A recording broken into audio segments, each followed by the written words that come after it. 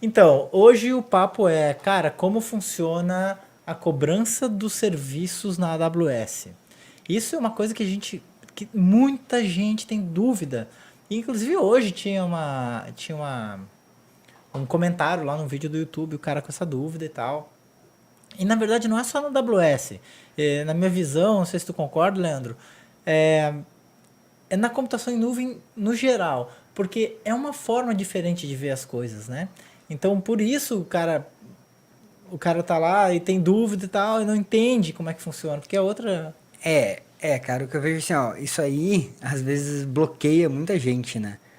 O cara tem medo da forma que é cobrada a nuvem, ele não consegue entender como que aquilo ali funciona. Porque não tem um controle total, né? É, por, Tem, mas ele desconhece. ele desconhece, tipo, não tem um número final, né? Normalmente tu tá acostumado a pagar um serviço que tu contrata e, quanto custa por mês? Ah, custa X. E aí tu sabe disso.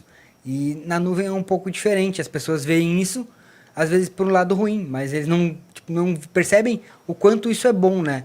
Porque eles conseguem realmente, o cara quando usa a computação em nuvem, ele vai pagar só o que ele utilizar realmente. Então ele consegue fazer várias estratégias para reduzir os custos. Então é isso aí que a gente vai falar hoje, né? Como esses serviços são cobrados, vamos falar de alguns serviços, como que eles são cobrados, o que realmente é cobrado, o que a galera mais tem medo na hora da cobrança. Às vezes tem coisas que não. Tem uma coisa que não é muito palpável, que tu não consegue saber quanto vai dar no final do mês. Isso aí a galera fica com medo. Parece que o cara não tem controle da situação, né? Porque, beleza, eu sei quanto é que vai custar, quanto que custa um serviço por hora. Aí tem mais o tráfego de rede, tem mais isso, tem mais aquilo. Cara, quanto é que vai dar isso? Quanto será que eu vou usar? Então, eu percebo que o difícil é o primeiro passo, né? É o cara, eu vou botar lá e vamos ver quanto é que eu vou usar. Aí o cara fica com medo, putz, mas e se der 10 mil reais? Inclusive, isso aí.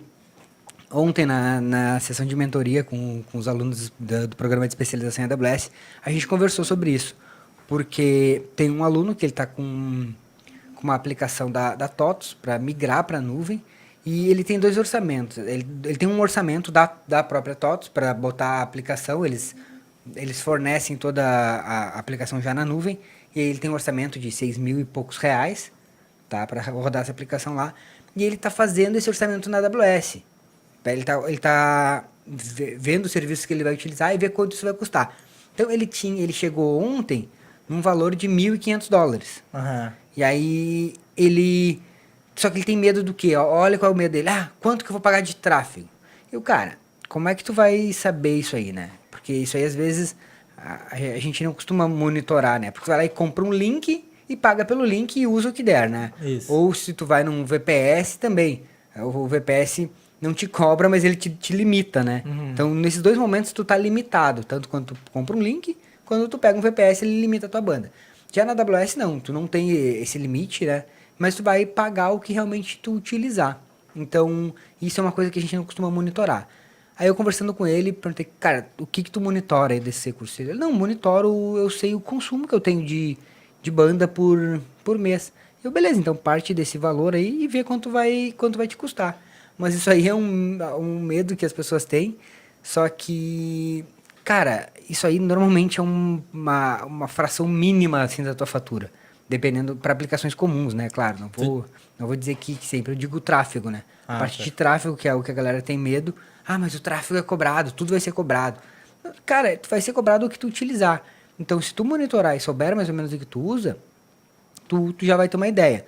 Mas se tu não sabe, se for uma aplicação comum, que tipo a dele é uma aplicação acho para 8 mil usuários, a parte web, e não tem, é uma aplicação web, não tem, não baixa, ninguém faz download gigante, nada, não tem vídeo transmitindo, que é o que consome mais. Então é uma aplicação normal, ele não vai ter uma fatura de tráfego gigantesca, tipo, vai pagar US$ 10 Um num mês? mês aí. Então as Aham. pessoas têm medo disso, mas é por não saber. Não realmente não medir isso, né? Porque, por exemplo, um servidor, vamos pensar assim, ó, como tu já falou dessa parte de instâncias e tráfego. Quando tu vai contratar uma instância, o que é cobrado?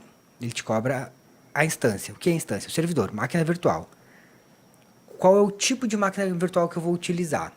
Eu vou utilizar, vamos lá, uma M5 Large. É uma configuração. Essa M5 Large ele tem uma configuração de CPU, memória e rede, ela tem um valor. Então, aquele valor vai ser por hora. Se for uma instância Linux, ele ainda te cobra por minuto, tá? Se for Windows, eles vão te cobrar por hora. Mas vamos pensar em hora. Vai ser faturado por hora. Então, quantas horas eu vou usar? Pô, cara, quantas horas tem num mês, né? Normalmente, um mês aí, a gente arredonda para algo em torno de 720 horas. Nem um mês tem mais do que isso. Tá. Então, se tu contar 720 horas aí, vai dar um mês. Então, tu já tem uma ideia mais ou menos. E é cobrado isso, é cobrado o volume, o disco, né? O tamanho do disco que tu vai utilizar. Aí, hoje, a gente vai lá e compra um servidor físico. E, eu quero um disco de 1 tera. Usa quanto? 300 GB. Aí o resto fica lá O sobrando. resto fica sobrando. Na nuvem, tu usa quanto? 300 GB? Paga um de 350. Tipo, fica com uma margem ali sobrando, monitora aquilo ali. Se precisar, tu vai aumentando. Até Entendeu? porque para ampliar é fácil. Né? Ampliar é fácil. Rodando em produção, tu vai ali e amplia. Então, é o tipo de coisa que a galera tem que entender na hora de pensar na computação em nuvem. Esquece o ambiente que tu tem físico. Pega só os dados do que realmente tu utiliza ali. Isso também se enquadra para a própria instância, né? Para o próprio servidor. Cara, hoje eu tenho lá um servidor com, que nem ele falou, eu tenho 20 GB de memória para minha máquina virtual. Quanto é que tu usa? Ele, não usa nem 30%. Então, para que tu quer, por que tu vai pegar uma instância com 20 GB se tu não usa 30%? Na nuvem, monitora, se precisar, tu muda, tu escala isso. Então, é o tipo de coisa que na hora de a gente usar a computação em nuvem, a gente tem que pensar. Então, falando, vai pagar o tipo de instância, o disco, basicamente, né, vamos pensar numa máquina virtual, o tipo de instância, o volume do disco que tu vai utilizar e o tráfego. Tá, mas no caso do volume do disco, não conta o quanto tu armazenou, é o disco que tu resolveu botar na instância. Isso, quando falando de instância de disco de volume EBS, o volume EBS é como se fosse um HD, um HD virtual, é o tamanho que tu alocou, né? Que tu criou aquele disco. Eu criei um volume de 100 GB. Se tu usar 10, beleza, tu vai pagar o 100, porque a AWS não tem controle sobre o quanto tu tá usando dentro da tua instância, né? Então, eles não têm controle disso. Tu alocou 100, tu vai pagar 100. Então, nesse caso específico, desse tipo de volume, é o quanto tu alocou. Existem storages que tu paga por utilização. Tipo, se eu usar 1 GB, eu vou pagar 1 GB. Se eu usar 10, eu vou pagar 10. Depois, se eu voltar para 5, eu pago 5. Então, existe storage nesse caso. Na AWS. Na AWS, isso. Mas no caso do volume da instância do disco, é o que tu alocou, é o disco que tu criou. Ah, entendi.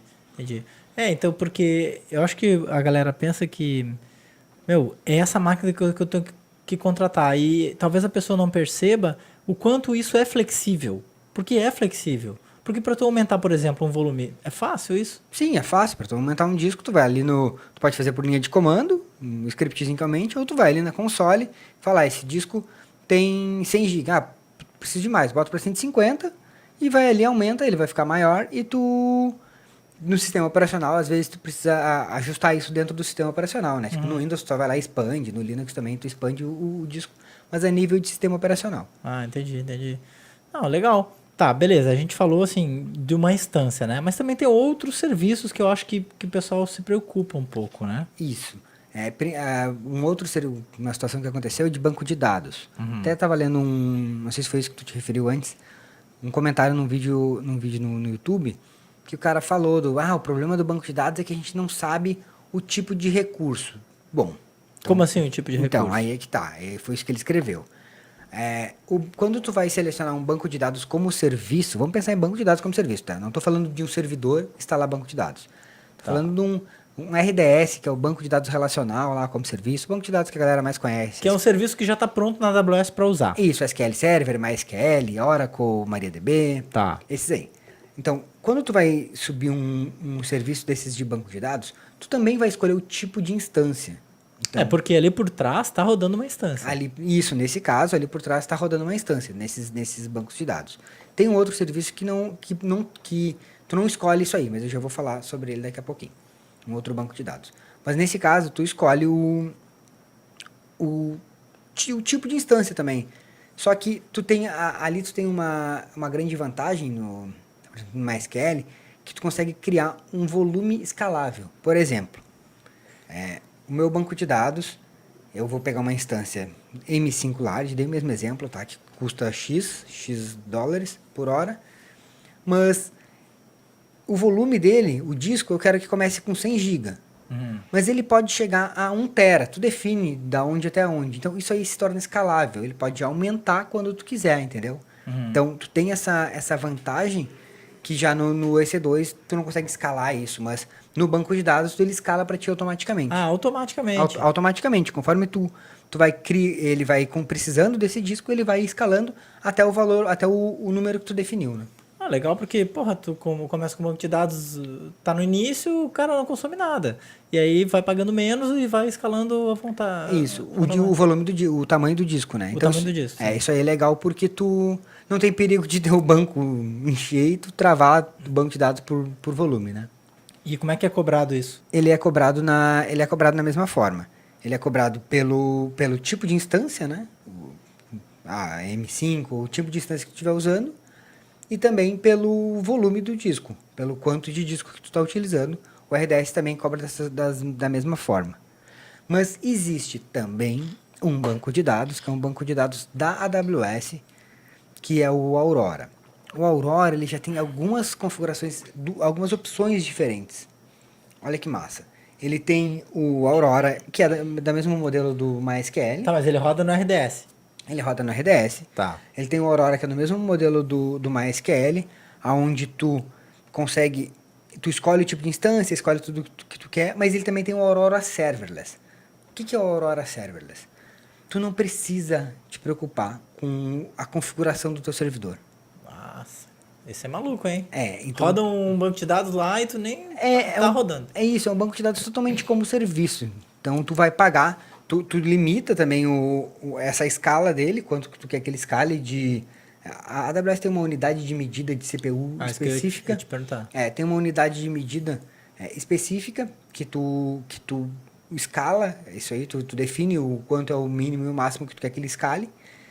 E isso aí vai rodar para ti como serviço. Tu não tem mais, não precisa te preocupar com um servidor rodando por trás. Tu não precisa ir lá escolher uma configuração de servidor. Não precisa. Então tu não corre o risco de, poxa, esse meu servidor não tá mais dando conta do meu banco de dados, entendeu? Até porque, mas mesmo que precisasse isso pra, não tá mais dando conta, nossa, que problema. Não é um problema, porque é só ir lá e aumentar, né? Então, dependendo se tu tá usando no modelo normal de instância no RDS, se tu tá usando o multi-AZ, o que é o multi-AZ?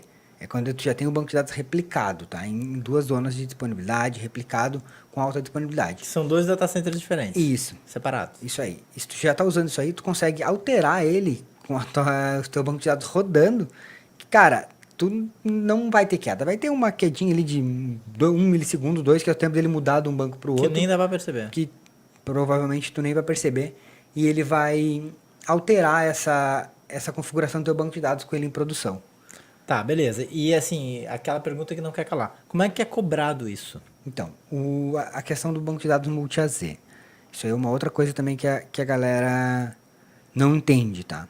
Quando tu configura ele com multi-AZ, que é o quê? Alta disponibilidade, bancos de dados redundantes.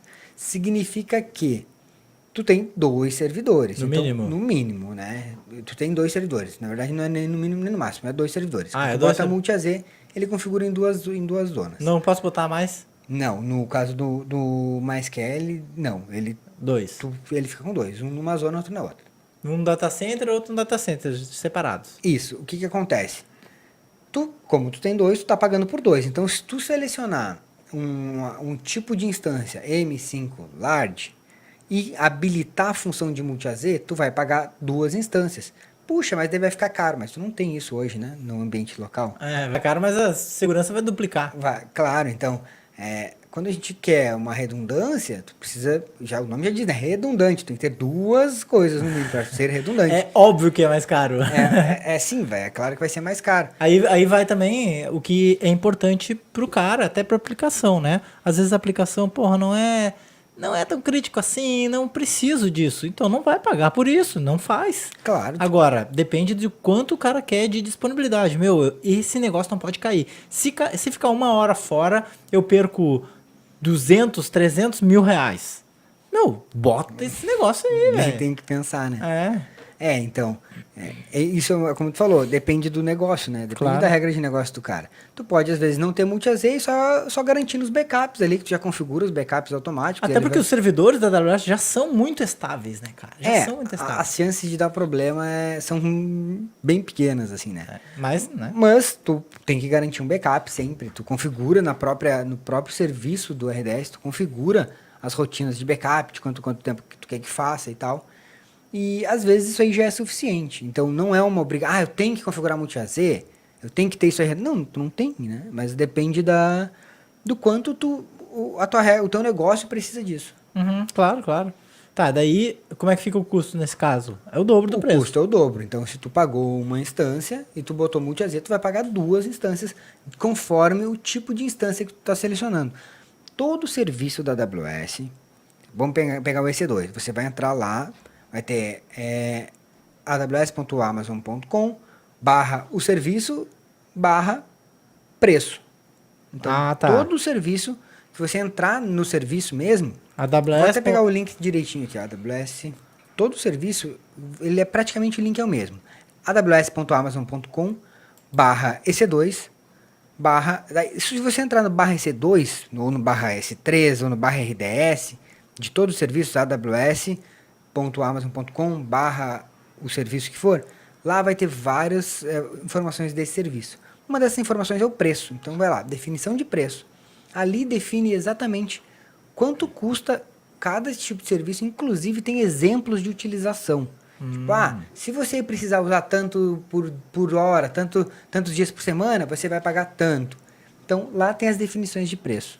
É legal que o cara também pode otimizar esse preço, né? Porra, eu uso muito. Eu preciso de 4 servidores rodando para dar conta da minha aplicação durante a semana. Mas final de semana ninguém acessa. Velho, para 3 instâncias. Deixa só uma, ou, né? Isso aí é o cara saber usar a computação em nuvem do jeito certo, né? Saber realmente utilizar a computação em nuvem. Porque nesse momento que tu pensou isso, tu saiu totalmente da tua caixa do que tu conhece e parou de pensar em servidor. Uhum. Começou a pensar em aplicação. Pô, essa aplicação, ela tem...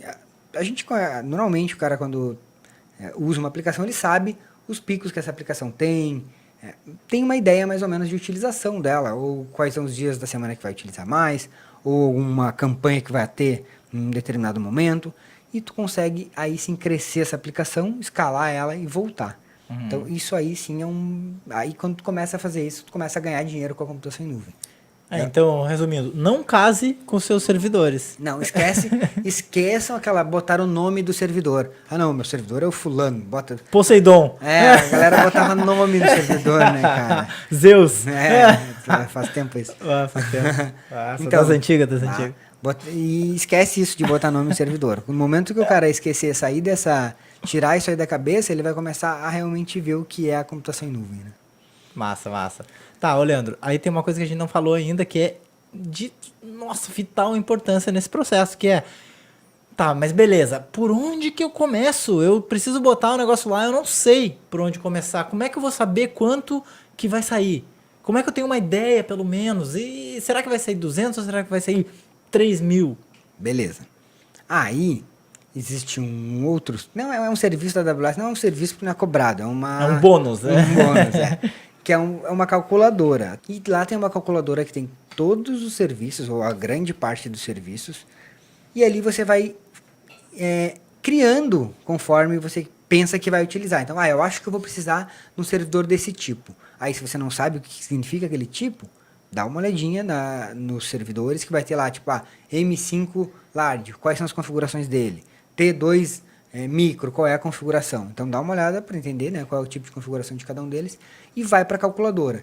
E aí tu começa a pensar. Lá tu consegue pensar assim, eu vou usar um desse tipo aqui por o mês todo, vou usar outro 8 horas por dia, vou usar outro só nos finais de semana, entendeu? Tu consegue trabalhar com isso aí e ter uma estimativa. Inclusive, já consegue fazer estimativas de instâncias reservadas. Aí tu já complicou a situação. Daqui a pouco a gente fala delas, então. Tá. Mas, inclusive, tu consegue fazer estimativa de instâncias reservadas. E lá tu consegue ter uma ideia. Uma coisa que eu sempre falo para os meus alunos aquilo ali, se você fizer com a cabeça do ambiente local, Vai dar uma fortuna, vai velho. dar uma fortuna. Então, assim, ó, já pensa mais ou menos numa ideia de nuvem. Aprende cloud primeiro. Mas, porque isso é uma coisa que trava muito projeto, sabe, cara? Eu tenho, assim, ó, várias pessoas principalmente quando a gente tá fazendo algum evento online e tal, os caras procuram e falam, pô, Leandro, eu tô com um projeto aqui quase fechando, Uhum. só não consigo ver o preço do que eu vou usar. Daí eu começo a conversar com o cara, só que o cara, não, mas eu, tipo, não sei nada de nuvem. Então o cara ele vai inviabilizar aquele projeto, por quê? Porque ele está fazendo o projeto pensando, ele não conhece a computação em nuvem, não sabe os serviços, ele acha que é máquina virtual. Uhum. Então o maior erro do cara na hora de fazer um projeto de nuvem é achar que nuvem é máquina virtual. E nuvem não é máquina virtual, tá? Então, isso aí acaba inviabilizando os projetos. E aí o cara fala, não, mas aqui na minha empresa, na minha cidade ou nos meus clientes, ninguém fecha nuvem porque todo mundo acha caro. Sim, tu vai lá e passa um orçamento de $3.000 pro cara, é óbvio que o cara vai achar caro, né? Sim. Então, isso aí é uma coisa que inviabiliza muito o projeto e eu percebo que isso acontece porque... Qual é o motivo, né? O maior motivo é o cara realmente não conhecer o que é a computação em nuvem e não saber a cultura da computação em nuvem, né? Não conhecer a cultura de como usar a computação em nuvem do jeito certo. E muitas vezes o cara tá perdendo negócio por causa disso, né? Às vezes não, olha... Quase sempre. Quase sempre, Ó, eu vou lá e... Eu vou passar um orçamento de nuvem, depois eu vou atrás para ver como é que funciona. Né? Daí ele não vai conseguir ir atrás para ver como é que funciona tão rápido. Quanto tempo a gente levou para conseguir fazer esse negócio funcionar procurando por aí, né? Fazendo curso e tal. Tempo, velho. E aí isso inviabiliza o projeto. Enquanto se, de repente, ele... vamos me capacitar.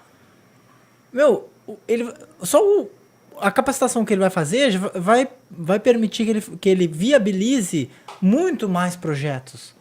Né? Com certeza. Cara, é comum alunos nossos falar, cara, paguei isso aí no segundo mês. Porque às vezes é uma coisa, o principal ali que ele aprendeu no curso, paguei o curso no segundo mês, ou no primeiro. Sim, porque o cara entra e abre a mente, né? Puf, a mente explode, assim, daquele... Uhum. Amplia a mente, o cara consegue enxergar as oportunidades que ele perdeu até agora. Às vezes dá tempo de tu correr atrás e conseguir recuperar aqueles negócios, mas muitas vezes tu perde. Então eu percebo, a galera quer fechar o negócio primeiro para depois aprender. Eles, às vezes, eu acho que isso aí é uma cultura talvez da nossa área aí, né? É isso que eu ia falar, de cara. achar que o cara, não, assista um vídeo aqui e já sei como é que faz. Vou aprender sozinho. Eu vou olhar lá, vejo um next e é assim que funciona. Vou fuçar lá e eu aprendo. E aí tu acaba fazendo... eu vejo que você tem dois problemas. Tu como profissional, vai fazer um projeto que não é legal e o teu cliente não vai ficar satisfeito e acaba também prostituindo aí o nosso mercado, né? Porque tu vai... Por não conhecer direito, talvez só cobrar o preço que tu já cobra para trabalhar com a TI tradicional, vai cobrar de um cliente, o que tu já cobra, e vai acabar prostituindo o mercado, vai fazer um serviço meia boca, o cliente vai dizer que a nuvem é ruim, que a nuvem é cara, e acaba estragando o mercado como um todo. Faz sentido isso. Então, assim, o fato das pessoas não conhecerem também contribui para esse mimimi que a galera fala aí, nuvem é caro, não sei o que, não é seguro, barará, né? E não só os profissionais de TI, as outras pessoas também que pensam isso. Porque normalmente o cara que pensa isso, ou ele passou por algum problema com nuvem, às vezes nem era nuvem, tá? O cara não sabe era um provedor.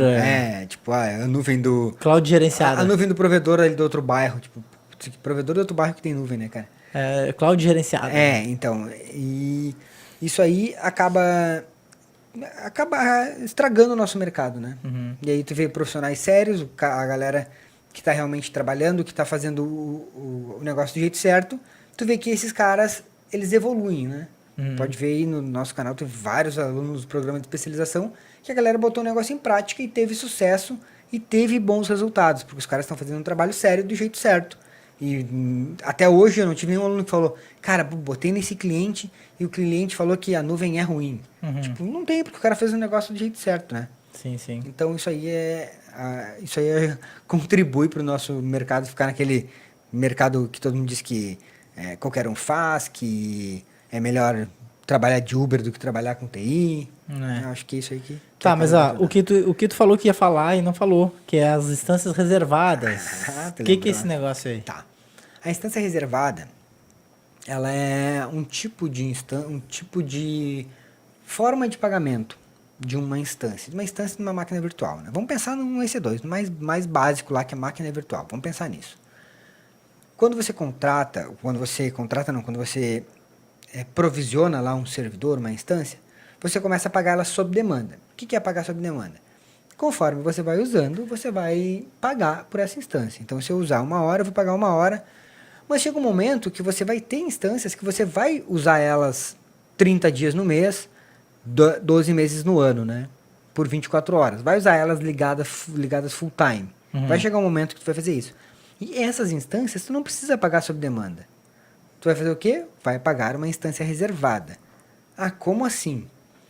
Na AWS tem uma forma que você reserva uma instância. Você fala para a AWS, ó, AWS, eu quero usar esse tipo de instância aqui por 1 ano. Eu vou usar isso aqui por 1 ano. Nos próximos 12 meses eu vou usar isso aqui. Eles, legal, tu vai usar? Beleza, a gente vai te dar 40% de desconto. 40%? Depende do tipo de instância, 40, 38, 42. Eu arredondei para 40, tá? Vai depender muito do tipo de reserva, tipo de instância. Mas eles, beleza, tu vai fazer isso aí, eu vou te dar 40% de desconto. Mas como assim? Por que a AWS faz isso? Porque no momento que você reservou, você vai ter que pagar aquele 1 ano dessa instância, né? Não antecipado, vai pagar normalmente por mês, mas você vai pagar todo mês aquele 1 ano daquela instância. Com isso, eles sabem, beleza, esse recurso já está vendido, eu posso aumentar a minha infraestrutura e posso ter novos clientes. Então, por isso que eles fazem essa reserva. Até porque se tu não reservasse, o que ia acontecer? Tu ia usar lá, de repente, por 8 horas no dia e aí ia parar. Aquele recurso talvez ficasse parado, porque não necessariamente alguém vai alocar aquele recurso que tu liberou, né? Isso. Então, como eles já sabem que esse recurso vai ser usado mesmo o ano todo, então dá pra... Não precisa pagar por recurso parado, né? Eles não precisam. Eles não precisam. Então, daí eles repassam essa facilidade, né? Para o cliente, que é o quê? Já que tu tá me dizendo que tu vai usar, já que tu vai usar por 1 ano, olha que louco. Eles te dão desconto porque tu vai usar, entendeu? Se tu não fosse usar, tu ia pagar mais caro. Mas já que tu vai usar, eu vou te dar 40% de desconto. Massa, hein? Entendeu? Então, a AWS tem isso aí. Vários serviços, quanto mais tu usa, mais barato eles ficam. Tem vários serviços que são assim, e essa questão de reservada é uma delas. Existem formas de reservar. Tu pode pagar tudo antecipado, tem desconto maior. Ou tu pode pagar metade, pagando a metade nos outros 12 meses. Pode reservar por 12 meses. Pode reservar por 3 anos. Pode reservar sem pagar nada antecipado, só ir pagando por mês. Existem algumas maneiras de fazer essa reserva. Agora, uma coisa que eu sempre falo pra galera é: reserva quando você já tiver monitorado aquela infraestrutura, já souber o que realmente você vai utilizar nesse período. Porque depois que você reserva, você até consegue revender essa reserva, repassar essa reserva. Não é o ideal, que às vezes você pode perder dinheiro aí. Mas eu sempre falo pra galera, cara, reserva quando você tiver certeza que por 12 meses eu vou usar isso aqui e tá tudo bem. Também se por acaso no meio desses 12 meses você precisar, poxa, o meu banco de dados, que era um M5 Large, não tá mais dando conta, eu vou precisar de um M5X Large. Beleza, você não vai perder aquela reserva, você pode usar, tem umas estratégias que você ainda consegue pegar aquela sua reserva e fazer um upgrade. Fazer um upgrade, fazer mais uma reserva para fazer um bem bolado. Um bem bolado lá, fazer um jeito lá de continuar com ela reservada. Mas eu sempre digo assim, cara, reserva o que você vai... Eu tenho clientes que às vezes, quando o cara vai reservar, se eu vou reservar, eu vou ter 40% de desconto, eu já vou reservar mais cara, porque vai ficar o mesmo preço da mais barata que eu pago hoje, entendeu? Massa isso. Então ele já reserva na frente. Já vou reservar uma melhor, porque daí vai ficar o mesmo preço que eu já pago hoje sem reservar. Se eu precisar aumentar, aumentou. Se eu não precisar, beleza, eu já tô com um recurso maior. Inclusive, isso é uma estratégia para aumentar o recurso sem pagar mais, né? Sem pagar mais, isso aí. Minha instância já tá no talo. Eu vou ter que, pegar uma instância melhor. Então, pego uma reservada. É capaz de pagar mais barato ainda. Dependendo do que for. Pega uma melhor por 1 ano e... Porque por 1 ano é o quê? É só no papel. Eu vou ficar por 1 ano, tu reserva, mas tu paga por mês, né? Não paga o ano todo. Não paga o ano todo, paga por mês, normal. Porra, que barbado isso aí, né? Inclusive a AWS tem essa cultura, né, de preço, de baixar preço. eles têm muito essa cultura de criar novos serviços e baixar preço de serviços que já tem rodando. Que normalmente o que tu vê no mercado é as coisas aumentam, né, velho? As coisas aumentam, mas a AWS tem uma cultura de baixar preço, é uma coisa louca. Tem uma coisa que acontece sempre, por exemplo, eles têm lá um tipo de recurso, tipo de instância, M4, é um tipo específico lá, com configuração específica. Quando sai um modelo mais novo, por exemplo, o M5, é mais barato do que o M4. Oh, que loucura. Então o mais novo é mais barato do que o mais velho, é muito louco. Normalmente é o contrário, não, tu acabou de usar o mais novo, é mais caro. Na AWS, sempre que eles lançam alguma coisa mais nova, é mais barata do que a outra. Por quê? Pra tu trocar pra mais nova. Sim. Para eles isso é vantagem, porque a mais nova às vezes consome menos energia, dá menos problema, o recurso está na garantia e tal. É onde a mais velha não, né? Então, tipo, vamos se livrar das mais velhas e vamos deixar a galera nas mais novas. E aí a gente cobra mais barato para fazer Vamos pegar as máquinas mais velhas e vamos fazer de VPS. Vamos pegar as mais velhas e vamos vender para os provedores. Olhando, tu é ruim, hein? Eu não, a ideia foi tua. Tá, cara, e beleza. Então, assim, com relação a esses custos, a proposta aqui hoje é a gente falar de como são cobrados os serviços. Mais algum serviço que tu acha importante, assim, que a galera mais usa, a gente falar como é cobrado, que tenha alguma peculiaridade? Não, cara, cada serviço tem, né? Todos os serviços, eles têm as formas que eles são cobrados e todos eles têm uma peculiaridade que tu tem que olhar. Por exemplo, as instâncias de tráfego, cada serviço tem o seu jeito lá. O S3, ele cobra armazenamento, que é o storage de objetos, ele cobra armazenamento e cobra o tráfego também de download, que você manda para a AWS não é cobrado, só que você baixa. Então, esse tipo de coisa que o cara tem que saber, né? Então, cada serviço tem que olhar, entender esse serviço e ver como ele é cobrado. Lambda, o serviço de função Lambda é cobrado por execução e alguns outros... Tá, para quem não conhece a função Lambda, dá só uma explicação. O Lambda é como o serviço Lambda é que você consegue criar funções como serviço, tipo, consegue rodar uma função sem ter um servidor. Um código, uma função. Vamos dar um exemplo. Pra que serve? Tipo, eu até fiz um vídeo esses dias aí mostrando de tu criar um formulário num site, tá? Um formulário HTML, e esse formulário ele vai chamar uma função que sem servidor nenhum, então pensa assim, um site estático lá no S3, com formulário de e-mail. Esse formulário ele vai chamar uma função no Lambda, que vai só fazer uma execução, e essa função vai mandar e-mail, usando o SES, que é um serviço de envio de e-mail, ela vai mandar um e-mail dizendo, alguém entrou em contato contigo no fórum, entendeu? Faz tudo isso sem nenhum servidor. Sem servidor de e-mail, sem servidor para rodar aquela tua função ali, sem um PHP, sem nada, rodando tudo como função. E sem servidor para rodar o site, porque é um site estático HTML. Nossa, então, tipo, faz tudo sem ter um servidor. Tudo serverless. Aí o cara, às vezes, pensa que para ter isso aí ele precisa ter um servidor com Linux, Apache, e aí configura send e-mail, configura serviço de e-mail lá, e não tem, tu roda tudo sem servidor ali. Serviço de e-mail é uma complicação pro cara rodar, ficar rodando direito, todos os e-mails receberem, e aí, blacklist. Cai em spam. Então aí tu começa a pagar por execução. Tipo, quantas vezes executa esse processo, né? Tá. Então cada vez que eu executo uma função no Lambda... Não é cada vez, né? A cada tantos lá tu vai pagar. Tem um número, a cada 1000 custa não sei quanto. Cara, porque é tão barato que se botar por uma não tem graça. Então, tipo, cada 1000 execuções vai dar... não sei o valor de cabeça. 10 tem que dar uma olhadinha de cada... É muito... Não tem como saber o preço, né? Que cada serviço tem seu preço. Tu não sabe os preços de tudo, cara. Tipo, Pô. Então, olha no serviço lá, todo serviço tem a sua... Pra que ocupar espaço de memória se é só colocar aí no site e olhar? Tá lá, né? Ocupar memória com coisa que precisa. O que tá aqui, e aí muda o preço, o cara tem o preço antigo na cabeça ainda. Olha, quando quiser saber o preço, fala aí, olha o preço.